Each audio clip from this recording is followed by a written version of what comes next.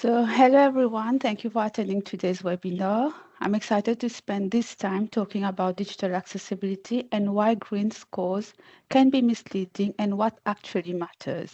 So I want everyone to see that digital accessibility is both your responsibility and your future because we all belong in the digital world. About me, I'm Narayani Chooah, most known as Nara. I'm a software engineer and accessibility specialist at sepp.med. In the past, I've worked in UI prototyping, automation, and development, where I'm still in development. And I'm really passionate about inclusive design and integrating accessibility into every stage of development. Yeah. So, unfortunately, accessibility is failing at scale. The hard truth is 95% of websites fail accessibility tests.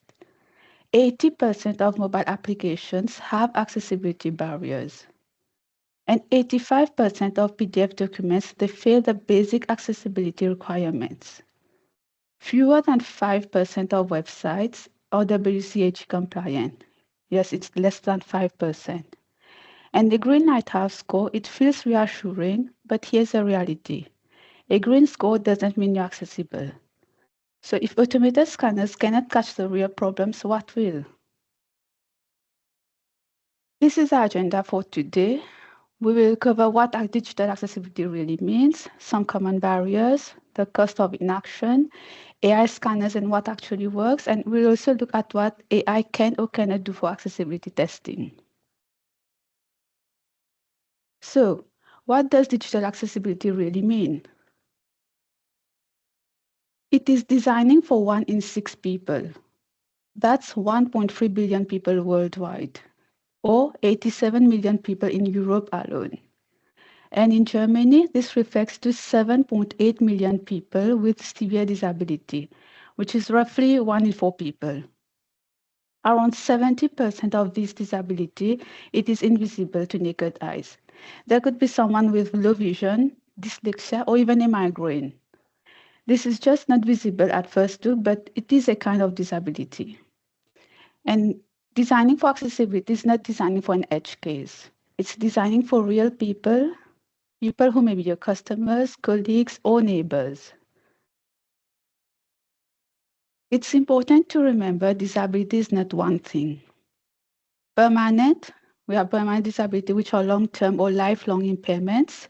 Temporary, which can arise over the course of one's life. For example, you can have a broken arm or an eye infection. Situational occurs because of specific circumstances. Think about it.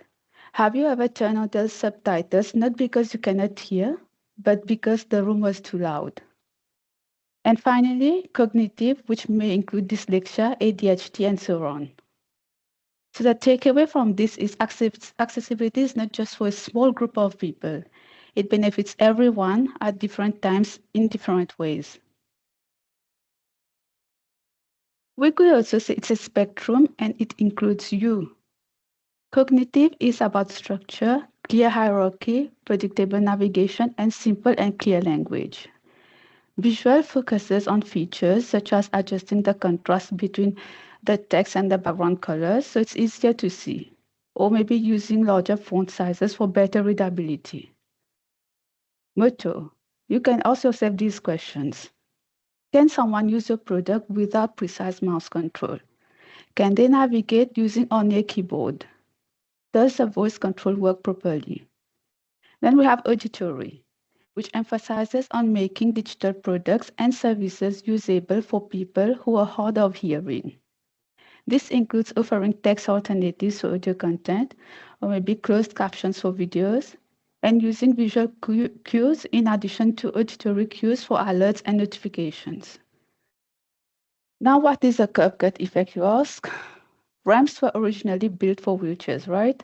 But today, everyone uses them. You can use them with strollers, suitcases, and bicycles. So we can say what helps some, it can benefit all. And of course, we have barriers to digital accessibility. Let's go dive into them. Where digital accessibility breaks down? In healthcare, let's imagine something. You're booking a doctor's appointment online, but you're visually impaired. The calendar is not labeled properly, the form fields are unclear. In this situation, you're not blocked by your disability, but by design. What about employment sector? Let's say you find a perfect job and you are qualified, but the application only works with a mouse, with tiny click targets and no keyboard support. So if you cannot use a mouse, you're excluded even before you can begin. Thirdly, e-commerce. Imagine you're shopping online. The product images is labeled, for example, image 123.jpg. There's no descriptions, no other informations. So how do you compare the products? You cannot make an informative decision. Another important aspect is financial services. This is stressful for any of us. So you log into your banking application and it has dense layouts and uses complex languages. If you have a cognitive disability or you're simply stressed, that complexity becomes a wall. And these are everyday experiences that sadly many people go through. With that in mind, here are some common accessibility failures. Forms with missing or incorrect labels, which make it impossible for screen reader users to know what to enter. You have insufficient color contrast, which can make text unreadable for people with low vision. Confusing navigation and page layout, it frustrates everyone, especially those using assistive technologies. And even people with cognitive disabilities, they can get lost in this messy layout. And lack of keyboard support, it blocks users who cannot use a mouse. These are simple issues, yet they are blocking millions of people from using the digital services effectively. To tackle these issues, we have the EAA. Accessibility is no longer just best practice, it's the law. The European Accessibility Act has been enforced since June 2025. While there's still a transition period until June 2030 for existing products and services, anything new must comply now. In Germany, this is implemented through the BFSG, and it applies to e-commerce, banking, and many digital products and digital services. Self-service terminals may remain in use for their economic lifetime, but no longer than 20 years. The EAA is supported by EN 301549, which is largely based on WCAG principles. EN 301549 can be considered as a technical document which translates legal expectations into actionable requirements for all the digital products and services. It applies broadly to software such as websites, including e-commerce platforms, mobiles and desktop applications, to hardware such as smartphones, PCs, kiosks, and even ATMs. And we also have combined systems and telecommunication equipment. For web and mobile content, it references WCAG 2.1 Level AA, which make it a practical benchmark for digital accessibility today. Originally created for public procurement, it now extends to private companies under the EAA. An updated version aligning with the WCAG 2.2 is expected to be harmonized soon. WCAG Web Content Accessibility Guidelines. It is a web accessibility foundation inside EN 301549. It focuses mainly on websites and software interfaces. The WCAG has three conformance levels, level A, AA, and AAA, which is distributed over 4 principles, which we'll cover shortly. The level A represents the minimum level of accessibility that all web content should meet. Level AA builds upon level A, and it includes additional criteria and becomes the minimum baseline requirement for the EAA. This is a minimum industry standard. And then we have level AAA, which represents the highest level of accessibility. Moving on to WCAG and POR principles. These are a set of internationally recognized standards developed by W3C to ensure that digital content is accessible to all users. First, we have perceivable, which focuses on making sure that the content can be distinguished by all users. For example, providing alt text for images, which allows information to be paused to those who are visually impaired. The user should then be able to interact with the content. For example, making sure that the web content can be operated using only a keyboard or the tab key.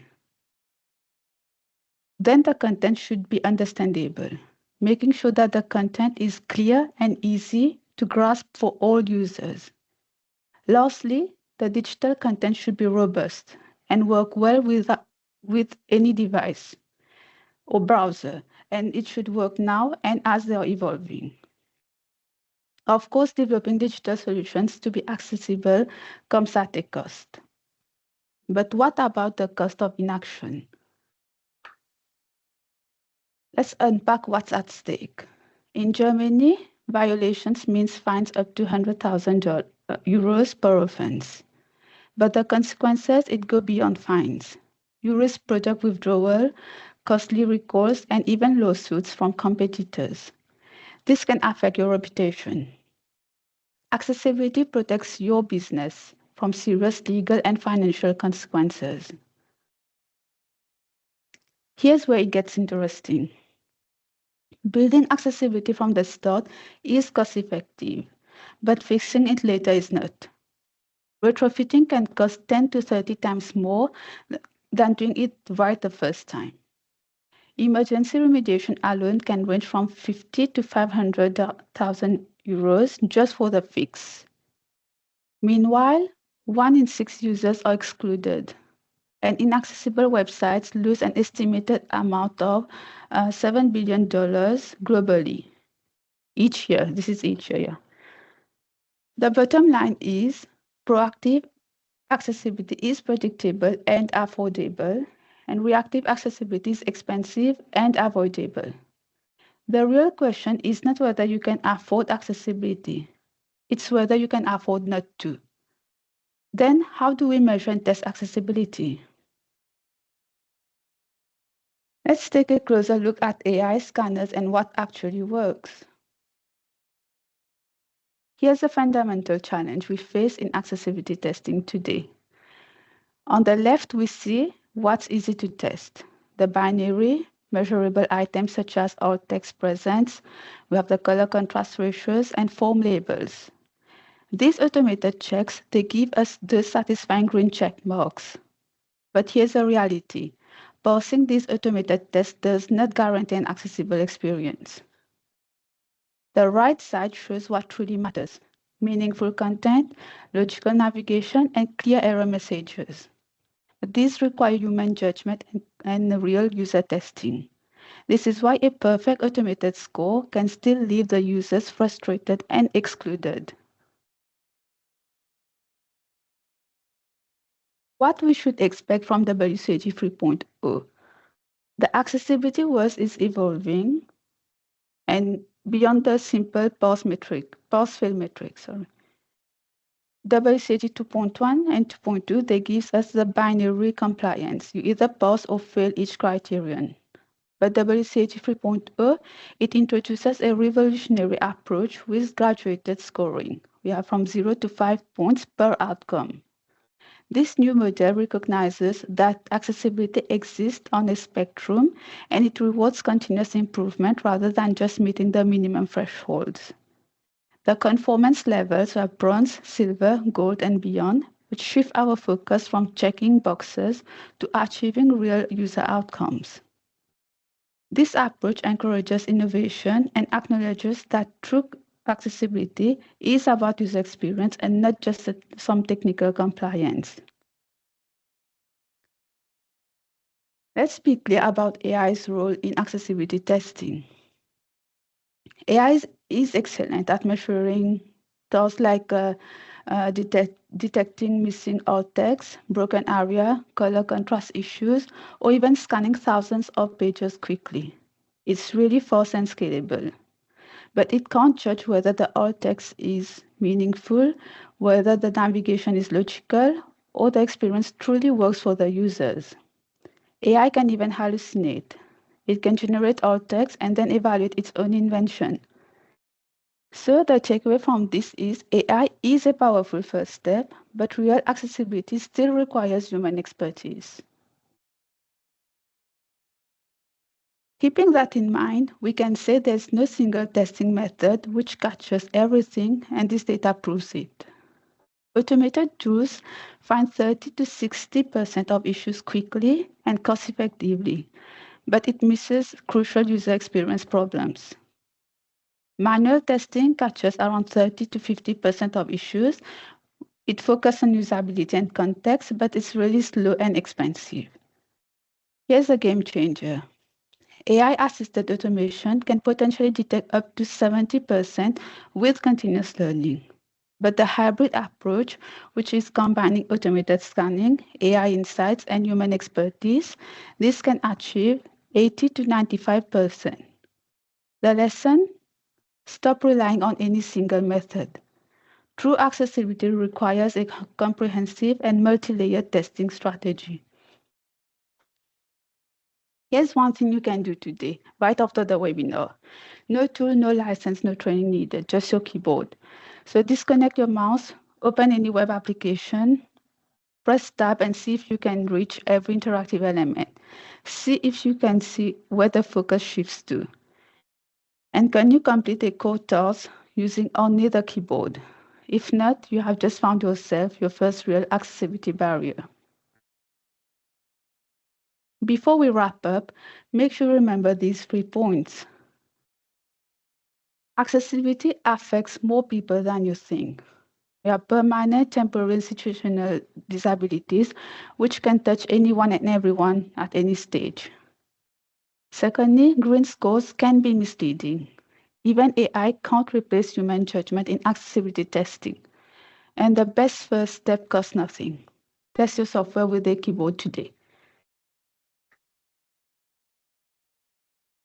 After the webinar, you're most welcome to download and read the white paper. And of course, we'll share the recordings and slides and a link to our accessibility testing white paper with you. And if you have any questions, feel free to post them in the chat. We'll come back to you as soon as possible. And also, we have your email addresses. We can book a dedicated time slot to discuss further. Thank you. And you can contact Matthias Lutz for further information, and you can visit this link, which holds our accessibility testing service. Thank you for your attention.